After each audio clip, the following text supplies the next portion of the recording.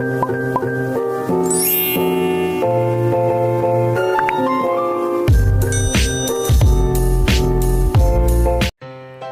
anak-anak, bagaimana kabarnya hari ini? Semoga dalam keadaan sehat dan tetap semangat ya. Nah, kali ini kita akan belajar mengenai sistem pencernaan pada manusia. Sistem pencernaan adalah proses yang dilakukan oleh sistem organ pencernaan untuk mengolah makanan agar dapat diserap nutrisinya dan diubah menjadi energi. Selanjutnya, secara umum proses pencernaan dibedakan menjadi 3 cara, yaitu 1. Pencernaan mekanis, bertujuan untuk mengubah bentuk makanan menjadi kecil atau halus agar mudah ditelan dan dicerna lebih lanjut. 2. Pencernaan kimiawi, dilakukan dengan bantuan enzim pencernaan untuk menguraikan makanan menjadi bentuk yang lebih halus sehingga mudah diserap oleh sel-sel tubuh. 3. Pencernaan biologis, dilakukan dengan menggunakan bantuan organisme lain untuk menguraikan dan membusukkan makanan.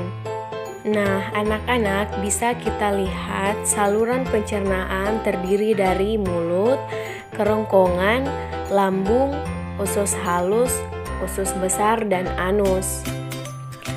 Sedangkan pada kelenjar pencernaan, organ yang mengeluarkan enzim untuk membantu mencerna makanan terdiri dari mulut, lambung, usus halus, pankreas, dan hati.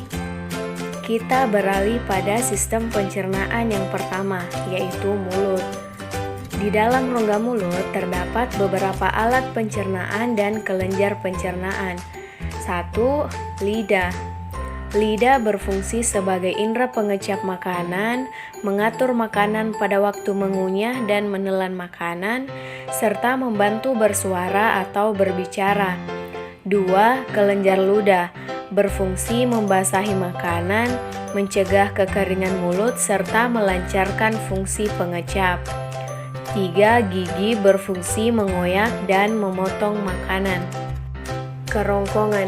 Pada pangkal kerongkongan terdapat faring yang berfungsi sebagai persimpangan jalan napas dan makanan. Kerongkongan merupakan penghubung rongga mulut dengan lambung.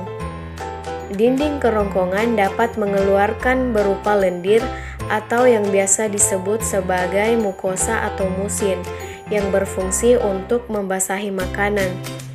Setelah masuk ke dalam kerongkongan, gerakan makanan dikendalikan oleh otot kerongkongan. Otot kerongkongan melakukan kontraksi sehingga menimbulkan gerakan seperti meremas-remas dan mendorong. Lambung. Lambung terletak di dalam perut sebelah kiri. Lambung terdiri atas 3 bagian, yaitu bagian atas disebut kardia, bagian tengah disebut fundus, dan bagian bawah disebut pilorus. Pada dinding lambung terdapat kelenjar-kelenjar kecil penghasil getah lambung. Getah lambung ini mengandung 3 zat. Zat yang pertama itu asam klorida yang berfungsi untuk 1. Membantu membunuh mikroorganisme yang masuk bersama makanan. 2. Mengaktifkan pesinogen menjadi enzim aktif berupa pepsin. 3. Menyederhanakan protein jaringan ikat sehingga mudah dicerna. Zat yang kedua yaitu pesinogen. Pesinogen setelah aktif menjadi pepsin menguraikan protein menjadi pepton. Zat yang ketiga ada renin. Renin berfungsi untuk menggumpal protein susu atau kasein dari air susu. Usus halus. Usus halus atau intestinum tenue dibedakan menjadi 3 bagian, yaitu yang pertama, usus 12 jari atau duodenum. Pada usus 12 jari bermuara 2 saluran, yaitu yang pertama saluran empedu berfungsi menyalurkan getah empedu untuk mengemulsikan lemak. Yang kedua, saluran pankreas berfungsi menyalurkan getah pankreas yang mengandung enzim amilase dan enzim lipase. Yang kedua, usus kosong atau jejunum. Usus kosong merupakan tempat pencernaan makanan terakhir sebelum sari makanan. Yang ketiga, usus penyerapan. Pada usus penyerapan terdapat tonjolan-tonjolan atau jonjot-jonjot untuk memperluas bidang penyerapan sehingga kesempatan menyerap makanan lebih besar. Dalam tonjolan terdapat pembuluh kapiler dan pembuluh kil. Pembuluh kapiler berisi darah, sedangkan pembuluh kil berisi getah bening. Selanjutnya, usus besar. Di dalam usus besar terdapat beberapa komponen penting. Yang pertama, bahan makanan yang sampai pada usus besar dikatakan sebagai bahan sisa. Yang kedua, usus besar berfungsi mengatur kadar air pada sisa makanan. Yang ketiga, terdapat mikroorganisme yang membantu proses pembusukan makanan. Contohnya, bakteri Escherichia coli. Nah, setelah terjadi penyerapan sari makanan di usus halus, sisa makanan didorong ke usus besar.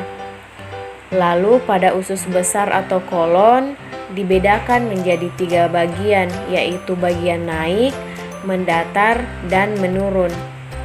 Pada daerah pangkal usus besar terdapat usus buntu atau disebut dengan sekum, dan umbai cacing disebut appendix, dan bagian akhir usus besar adalah poros usus atau biasa disebut rektum. Rektum ini bermuara di dubur atau anus.